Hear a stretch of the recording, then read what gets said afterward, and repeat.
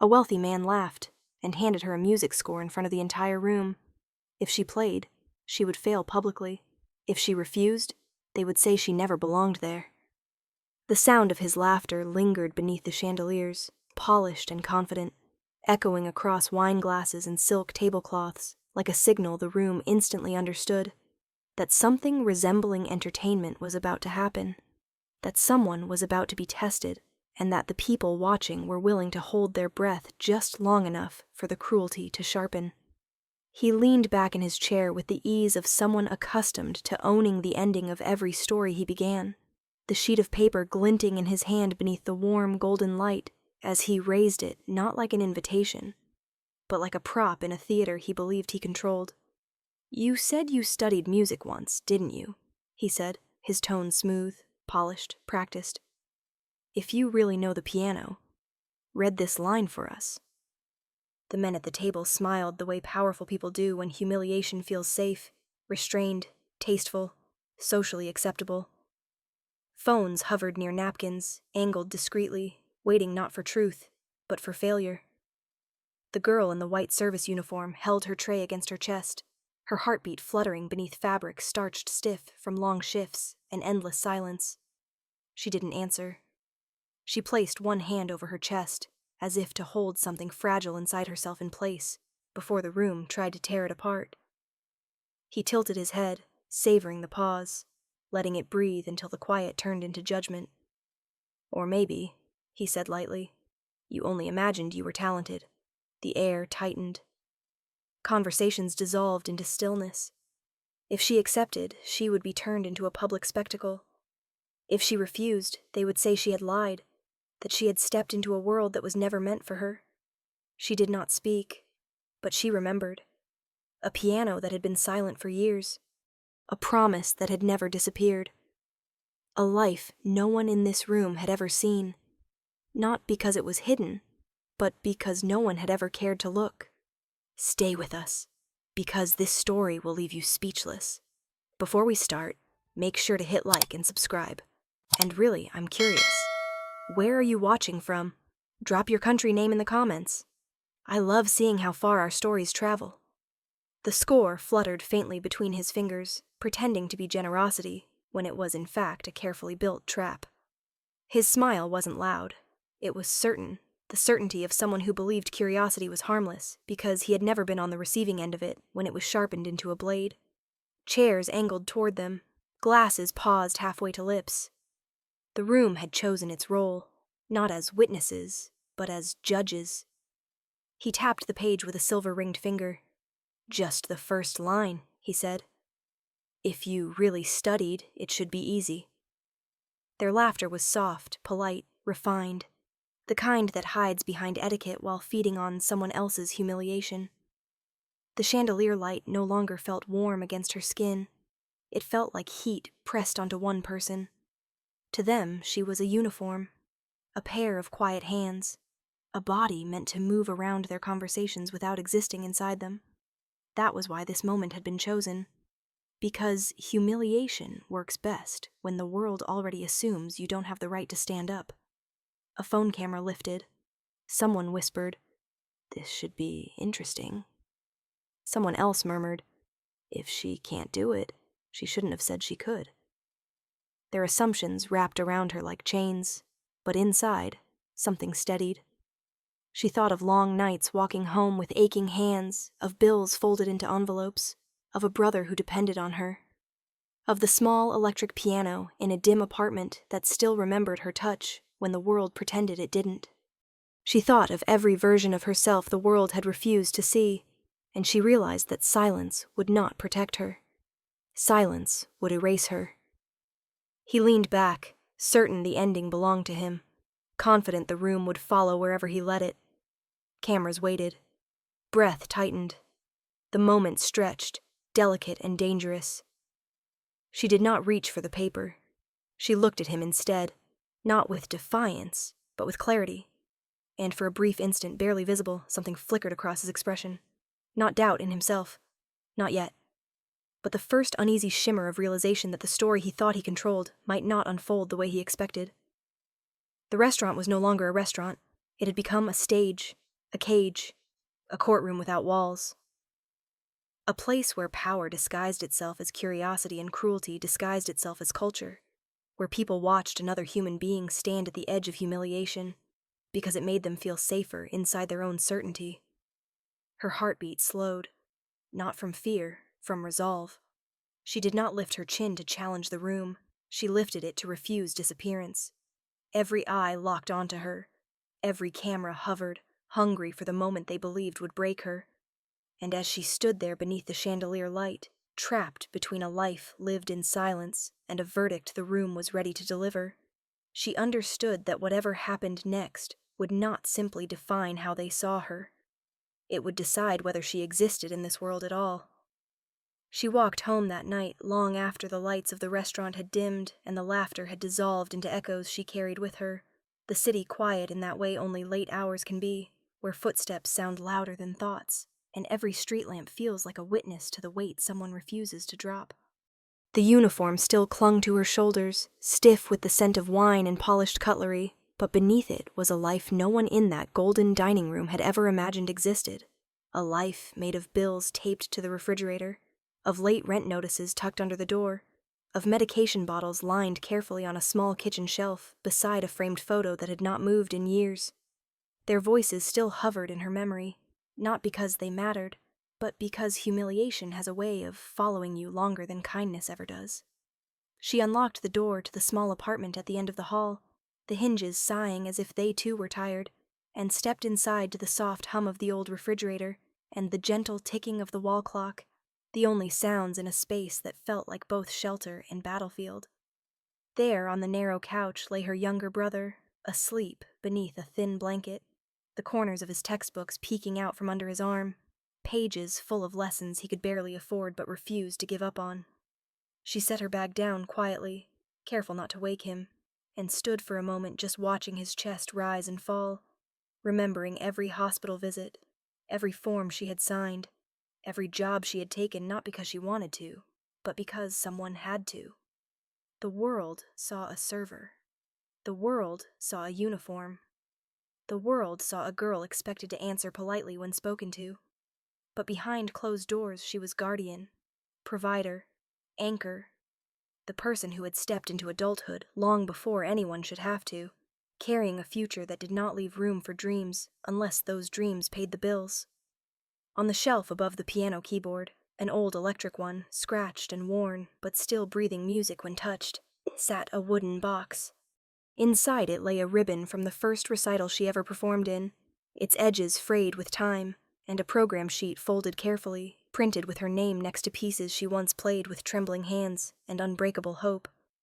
There had been a time when the world had called her gifted.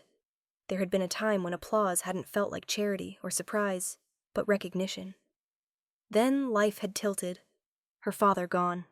Her mother working until illness took what strength remained. Dreams placed gently into storage beside unpaid bills and unopened letters from music academies. She once promised herself she would answer. The piano had not abandoned her. It had waited. Every time she passed it, she felt both ache and belonging, as if each silent key remembered her better than the world ever had. She touched it now, softly, fingers resting on the cool plastic, not pressing yet, just remembering the weight of who she used to be. "You should never stop playing," a voice had once told her. Warm, steady, kind. And that voice still lived in the hallway downstairs, where the night security guard sat at his small desk near the entrance, reading old newspapers and nodding to residents as they passed. He had been there the first winter she moved in, when she came home from work shaking from exhaustion, and he had asked, gently, why someone with hands like a pianist carried plates instead of music.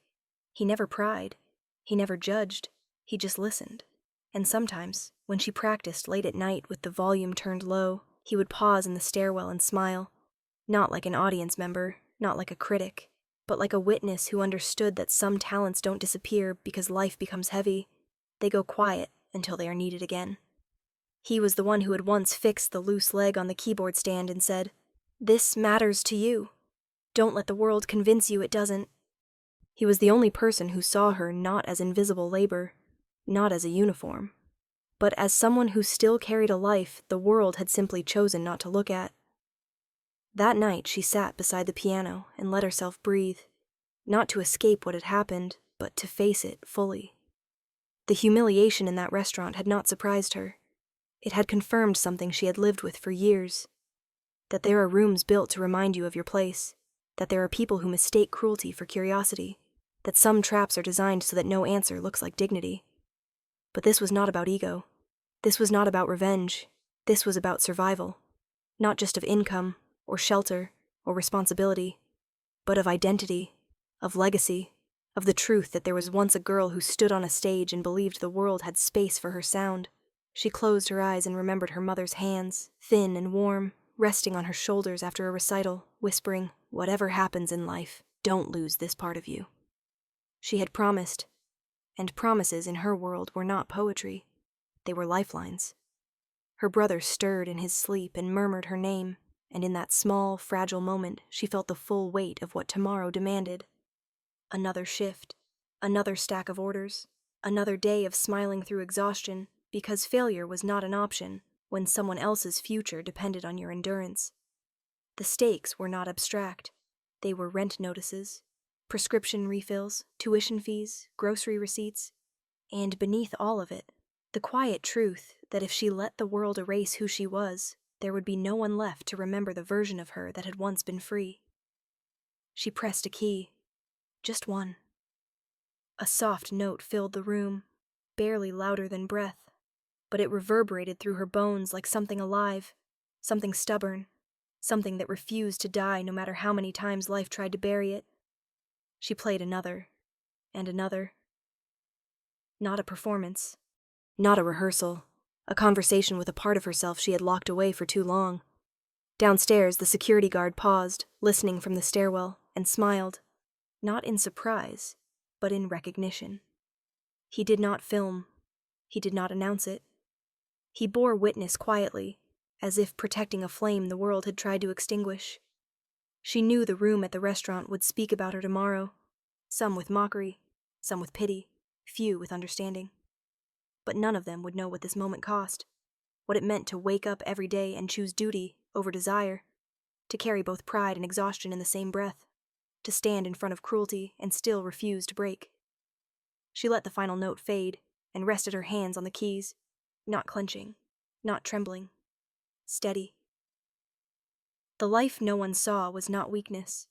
It was proof that strength can hide inside quiet spaces, that dignity can survive under pressure, that even when the world reduces you to a uniform, a tray, a silent presence moving through the rooms that never planned space for you, you still carry a sound the world cannot erase. And tomorrow, when she walked back into that restaurant, she would not go as a girl they tried to humiliate, but as someone who now understood exactly what she stood to lose if she stayed silent. The next evening, the restaurant felt different the moment she walked through the service entrance, as if the walls themselves remembered what had happened and were waiting to see whether the story would end the way everyone expected or take a turn no one was ready for. The hush wasn't immediate. It unfolded slowly, like a tide creeping across polished floors and velvet chairs, tightening the air without making a sound. Conversations paused when she passed, then resumed in careful murmurs, the kind that pretend to be about something else but never quite look away from the person they're really speaking about. Her name wasn't spoken aloud, yet it hovered in the space between glances, riding on curiosity, judgment, and the kind of fascination people have when they sense a spectacle might not be finished yet. By early evening, the dining room was fuller than usual, not with regular patrons, but with people who had heard some version of the story. Not the truth of it, but the fragments that travel fast when cruelty becomes entertainment. Phones rested on table edges. Cameras lingered longer than normal. Laughter was lighter, sharper, ready to turn at any moment. Her apron felt heavier than the night before, not because of exhaustion, but because the room had turned itself into an arena, and every step she took toward the table in the center of it felt like another step closer to a line she could no longer avoid crossing. The man in the navy suit was already there, leaning back in his chair with the same practiced ease, his smile polished, his confidence untouched, surrounded by colleagues who had begun treating the story as a delightful anecdote rather than a moment that carved humiliation into someone else's skin. The sheet of music lay folded beside his wineglass like a souvenir, as if he had already claimed victory and was only waiting for the encore he believed would make it unforgettable. He noticed her, and for a brief fraction of a second, a flicker almost too small to see, something shifted in his expression. Not remorse, not guilt. Something closer to unease. The faint tremor of a man realizing that the person he expected to crumble had returned not as an afterthought, but as a presence. He masked it quickly, lifting his glass with theatrical casualness.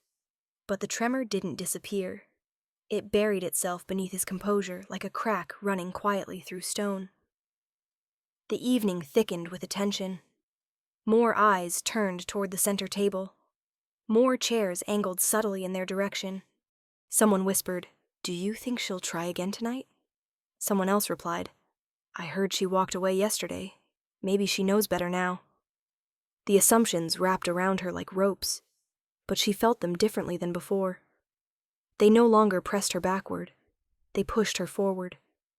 Each order she delivered moved her closer to that table, and with each step, memories rose up alongside fear. Her brother asleep under a thin blanket, her mother's hands resting on her shoulders after a recital, the soft old piano breathing sound through a room that barely had space for hope. She remembered the moment she realized silence would erase her, and the realization did not loosen its grip. It tightened into resolve. When she finally reached their table, the man lifted the score again, not with amusement this time, but with intent. The room stilled. No one spoke. No one needed to. This was no longer a playful dare. It had become a judgment ceremony. "We didn't quite finish our conversation last night," he said smoothly, his tone coated in civility, but sharpened underneath. "Some of us were hoping to see whether you truly know what you claim."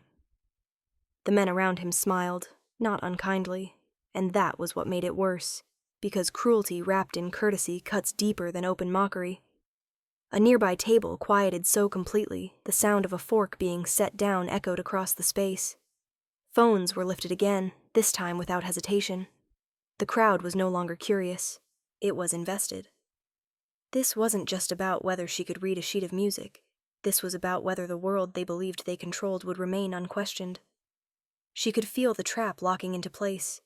If she walked away, she would become a cautionary tale about people who overstate themselves. If she accepted and failed, she would be cemented into their narrative forever. But something inside her refused to surrender to either ending. She did not reach for the paper. Instead, she lifted her gaze and looked at him, not with challenge, but with clarity. And that flicker returned to his eyes, stronger this time, as if some part of him sensed that the moment had slipped out of his hands, even though he still held every visible sign of power. "This isn't necessary," a voice murmured from another table, soft, uncertain, quickly swallowed by silence. The room ignored it. The room had chosen spectacle over conscience. She heard her own breath steady. She heard the echo of the piano key she pressed the night before. She heard the voice of the security guard who told her not to lose the part of herself the world refused to see.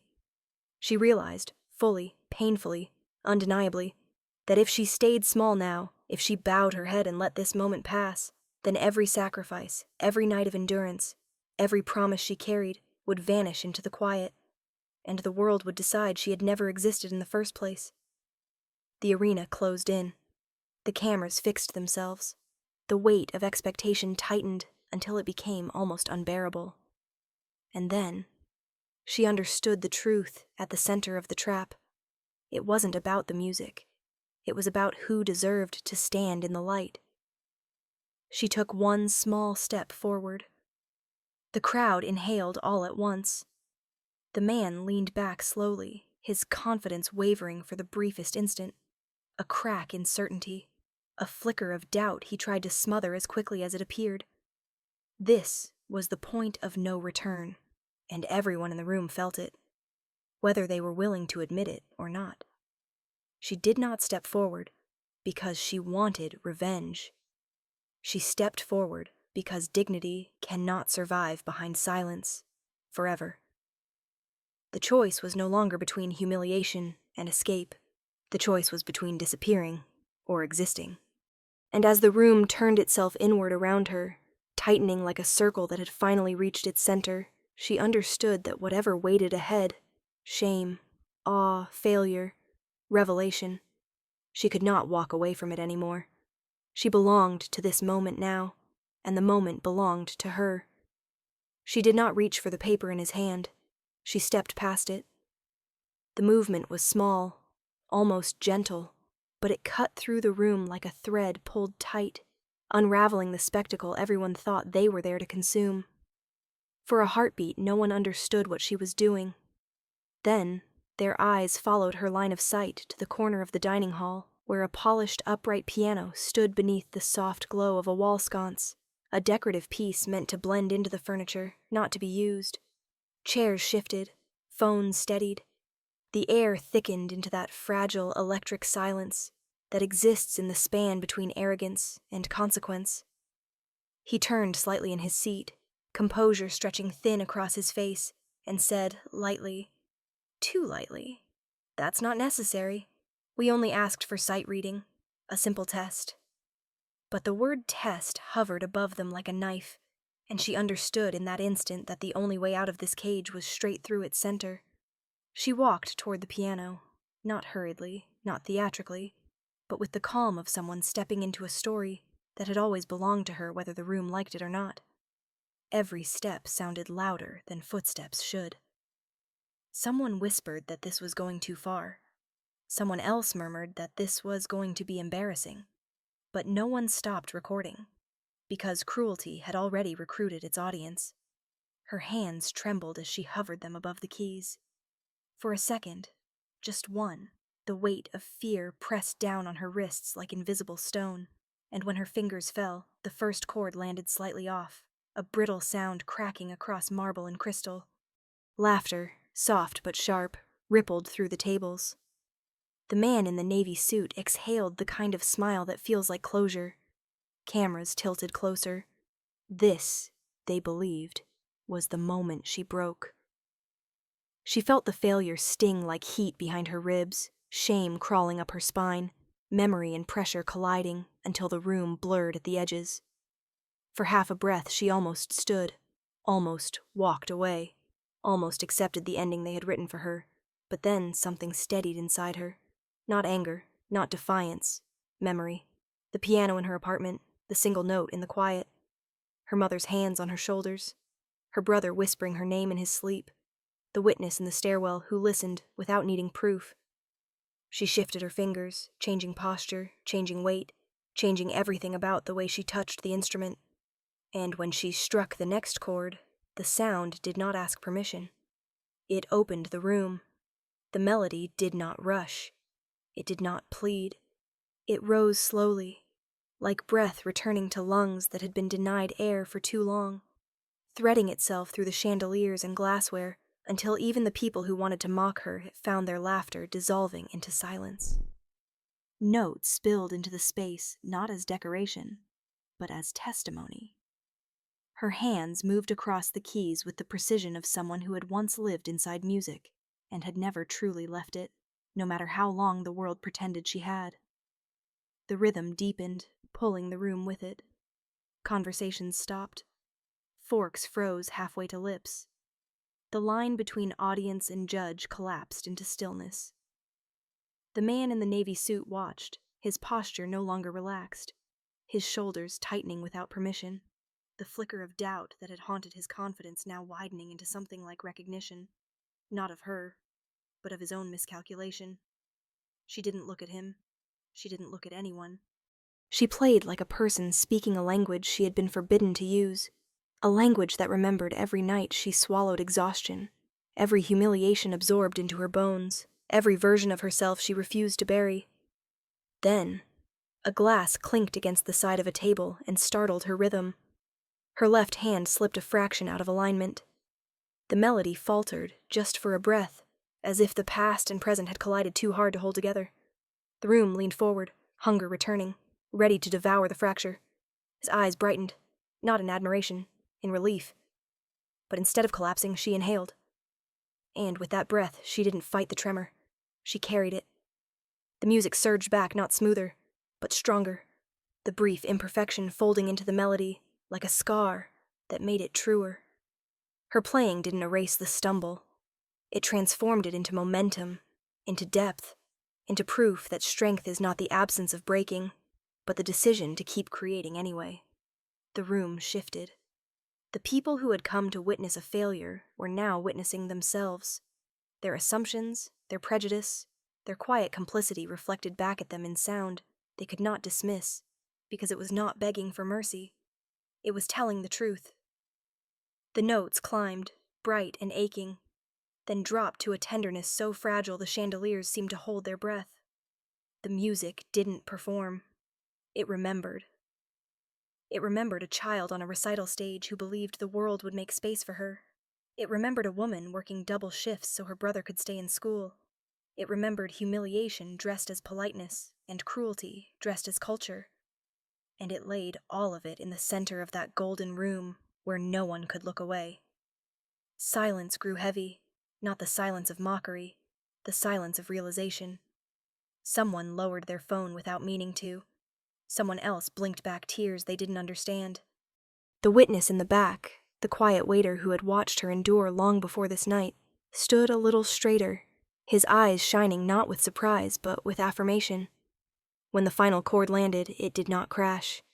It settled, like a truth that had always existed and had finally been given a voice. For a heartbeat, the room did nothing. No one moved. No one breathed. Then a single pair of hands clapped, soft, steady, certain. It was the witness. The first to recognize what had just happened was the one who had seen her all along. Another person rose to their feet, then another, and another. Until the room, the same room that had waited to see her humiliated, stood in a rising wave of reluctant, undeniable recognition. The applause wasn't loud at first. It grew, not out of generosity, but out of the uncomfortable understanding that there was no longer any place to hide from what they had just witnessed. The man in the navy suit did not stand. His confidence had drained from his face, leaving him stranded in a world that had suddenly shifted without his permission. The score on the table, his instrument of humiliation, now looked small, fragile, irrelevant beneath the weight of what she had revealed. She rose from the bench slowly, not triumphant, not victorious, grounded. She didn't bow. She didn't thank them. She simply stood there, a woman who had been asked to prove her worth and had instead revealed the truth of the room itself. The music had ended, but the silence that followed was louder than anything they had expected to hear. And in that silence, power began, quietly, unmistakably, to change direction. The applause did not crash over her like a storm. It rose slowly, gathering itself from the edges of the room, spreading not because people wanted to celebrate, but because they could no longer pretend they hadn't seen what stood in front of them. Chairs scraped back. Hands came together. A few faces flushed with something uncomfortably close to shame, others with awe, others with the quiet realization that they had walked into the room as judges and were now leaving as witnesses. She stood beside the piano, steady, breathing not with triumph, but with a calm that felt larger than victory. A calm that came from finally occupying the space she had been denied for so long. The first person to reach her was not a patron, not a manager, not anyone who belonged to the polished world that had tried to turn her into a spectacle. It was the quiet waiter who had watched her endure the long nights and silent humiliations, the one who had seen past the uniform before anyone else did. He approached slowly, not wanting to intrude on the moment, his eyes bright with certainty rather than surprise, and he nodded to her in a way that felt like the first true acknowledgement in the room. "You didn't prove anything tonight," he said softly, so only she could hear. "You revealed what was already there." His words settled in her chest like an anchor, grounding her more deeply than the applause ever could. Around them, people began to stand, investors, executives, patrons, the same people who just moments earlier had waited for her to fail. Their eyes were no longer sharp or entertained. They were wide, searching, almost uneasy, as if they were grappling with the sudden understanding that the hierarchy they relied on had tilted under their feet. Someone approached her with a business card, speaking about opportunities and performances and residencies, their voice excited, eager, hungry to align themselves with a story that now felt valuable. Another guest spoke about knowing someone at a conservatory, about scholarships, about mentorships that had not existed until the room realized it had almost crushed something irreplaceable. They reached for her not out of generosity, but because the truth had become undeniable, and aligning with it felt safer than standing against it. For the first time in years, doors were opening, not metaphorically, but literally. Conversations shifting from dismissal to invitation, from doubt to recognition. Yet as they spoke, as applause continued to echo across marble and glass, she felt something inside herself shift even more powerfully than the room around her. It wasn't acceptance, it wasn't validation.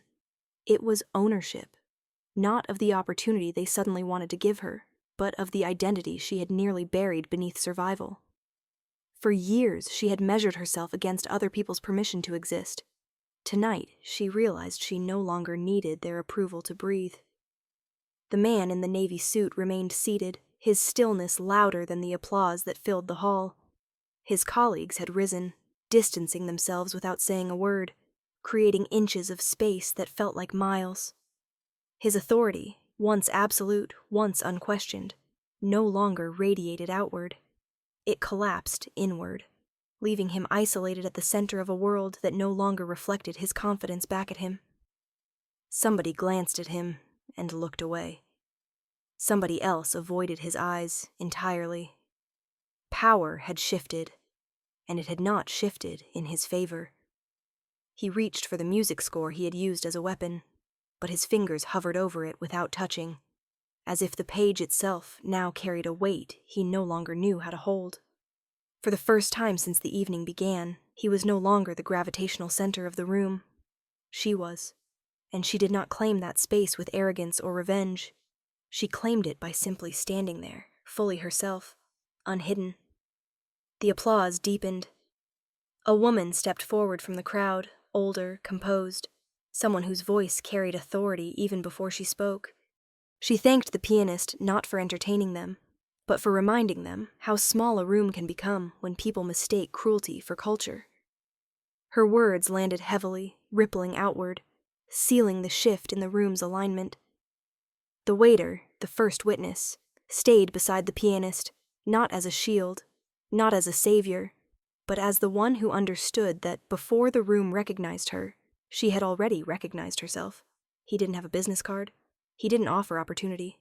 He offered presence, and in that presence, there was dignity. The pianist felt her breath release in a way it never had before, not because the room finally valued her, but because she finally did. She realized that even if the applause had never come, even if the crowd had remained unmoved, the transformation would have still taken place inside her. The night had not given her a new identity. It had allowed her to step fully into the one she had carried in silence for years. Around them, offers continued to emerge, invitations to perform, to study, to collaborate. People spoke with urgency, as if they feared losing their chance to be part of the narrative. But she wasn't overwhelmed. She wasn't dazzled. She was calm, aware, grounded, because for the first time her worth was not being negotiated in the room. It was being recognized. The man in the navy suit finally stood, but the energy had flipped. His presence no longer commanded attention. Instead, the space around him felt hollow, the silence around his movements heavier than any applause. He opened his mouth as if to speak, an apology, a justification, a retreat, but the words never quite formed. He did not have the language for a world in which he was no longer the authority. No one reached for him. No one stepped closer. The room he had once owned now regarded him at a distance. That was the cost, not humiliation in the way he had intended for her, but isolation born from a moral vacuum suddenly exposed under too much light. He was not shouted down. He was not publicly punished. He was simply no longer followed. And for someone who had always measured worth by who listened when he spoke, that silence was devastating. She turned from him not out of contempt, but because he no longer defined the moment. The witness at her side nodded, and in that gesture came a quiet understanding. She had not just survived the room, she had transcended it. The applause softened, then steadied, transforming from spectacle into respect. People no longer clapped because they had witnessed something extraordinary. They clapped because they could no longer deny that excellence had always been there, waiting for the room to catch up. She felt the invisible walls that had once kept her at the edges of spaces like this dissolving, not because someone granted her permission to enter, but because she had stepped through them herself. She was no longer the girl who served quietly, hoping someone might see her one day. She was the woman who saw herself, and that shift, more than the recognition, more than the applause, more than the opportunities, was what finally set her free. And as she stood at the center of the room that had once tried to cage her, she understood with absolute clarity that she would never step back into that cage again. By morning, the story had already left the walls of the restaurant and entered a world much larger than the room that tried to contain it, not through dramatic headlines or manufactured outrage, but through a quiet, unavoidable ripple of truth shared from one screen to another, one message to another, one life to another. The video, shaky, imperfect, filmed by someone who had come expecting entertainment and instead captured something that felt uncomfortably like a mirror, traveled across timelines and inboxes, gathering comments that did not simply praise or condemn, but reflected the stunned recognition of people who had lived smaller versions of the same moment all their lives. Some wrote that they had once been spoken to the way she had. Some wrote that they had stayed silent because they were afraid. Some wrote that watching her play felt like watching a door finally open. The sound of that piano crossed cities, crossed countries, crossed entire histories of rooms that had tried to decide who belonged inside them, and for the first time in a long time, the story wasn't about humiliation. It was about consequence. She sat at the small table in her apartment, the morning light washing across the worn keyboard and the wooden box of faded recital ribbons, her brother reading messages aloud in disbelief, his voice breaking between pride and relief. Emails poured in, not promises, not exploitation, but invitations, from music programs that once felt like distant constellations, from community centers asking whether she would teach children who reminded her of herself, from orchestras who wanted her not as a symbol, but as a musician. The future no longer felt like a hallway she had to run down, while doors slammed in her face. It felt like a corridor opening outward, each possibility unfolding not because the world had suddenly become kind, but because it had finally been forced to see what had always been there. She went downstairs before her shift that afternoon, not because she had to, but because gratitude is quiet and belongs to the people who recognize you before anyone else does. The night security guard, the witness who had listened without applause, without proof, without needing anything from her, was sitting at his desk with his small radio humming softly beside him. He looked up, eyes warm, and smiled in a way that told her he had already seen the video, not because someone had sent it to him, but because people had come to him asking whether he had known her all along. "They're late," he said gently, tapping the desk where a folded newspaper lay with a headline about the pianist in the restaurant. "The world, I mean. They took their time." She laughed softly, not with arrogance but with relief, and he squeezed her shoulder the same way he had years ago when he told her to hold on to the part of herself the world didn't value yet. In that moment, she understood that his presence wasn't just kindness. It was continuity, a thread that tied the girl who practiced quietly in a dim apartment to the woman who now stood in a world learning to address her with respect. The restaurant released a statement days later, carefully worded, polished, apologetic in all the ways institutions apologize when they realize their silence is now louder than their power. The board opened an internal review, not because she demanded it, not because she sought revenge, but because investors and patrons and staff could no longer ignore that the culture they had allowed to thrive had finally revealed its cost in public. The man in the navy suit did not vanish overnight. No one shouted his name in the streets, but invitations stopped arriving. Positions dissolved into temporary advisories. Committees stepped quietly away. The power he had once worn like a second skin no longer reflected unquestioned authority back at him, and for someone who had built his confidence on the assumption that his word was law, the slow administrative distancing, the polite exclusion from rooms he once controlled, became a consequence far heavier than humiliation. It was not vengeance, it was alignment. The system, uncomfortable, embarrassed, newly self-aware, no longer wished to anchor itself to someone who had used its prestige as a stage for casual cruelty. That was the price. Not loud, not theatrical, but permanent.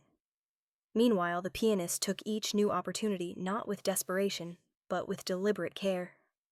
She accepted a small residency at a community hall before the larger offers, because she wanted her first return to music to feel real, to feel grounded in the same dignity that carried her through every night she worked to survive. Children watched her play with wide, unfiltered wonder, their hands hovering over keys the same way hers once had. And when she taught them, she did not tell them to prove themselves to the world. She told them to protect the part of themselves that would one day outgrow every room that doubted them. Months later, she returned to a stage that did not need chandeliers to feel important. A concert hall with seats filled not only by patrons and musicians, but by neighbors, co-workers, people from her old shift, and the witness who now sat in the front row, his hands folded with quiet pride. She walked out to the piano without fear, without hesitation, and when she touched the keys this time, the sound did not rise from humiliation. It rose from sovereignty. The symbol that had once been kept just out of reach, the instrument she had been told she was unworthy of, now stood beneath her hands not as a gate, but as a home. And as she played, she didn't think about the room that once tried to cage her. She thought about the life she had carried through every hardship, the promise she kept, the dignity that survived, the excellence that had always existed, finally visible, finally undeniable, finally allowed to take its rightful place in the world. When the last note faded, the applause was not explosive. It was steady, enduring, honest. Not the applause of spectacle, the applause of recognition. She looked out across the audience and saw her brother smiling through tears, the witness nodding with quiet satisfaction. And for the first time she understood that the story had never been about proving she belonged on a stage. It had always been about reminding the world that she had belonged there all along.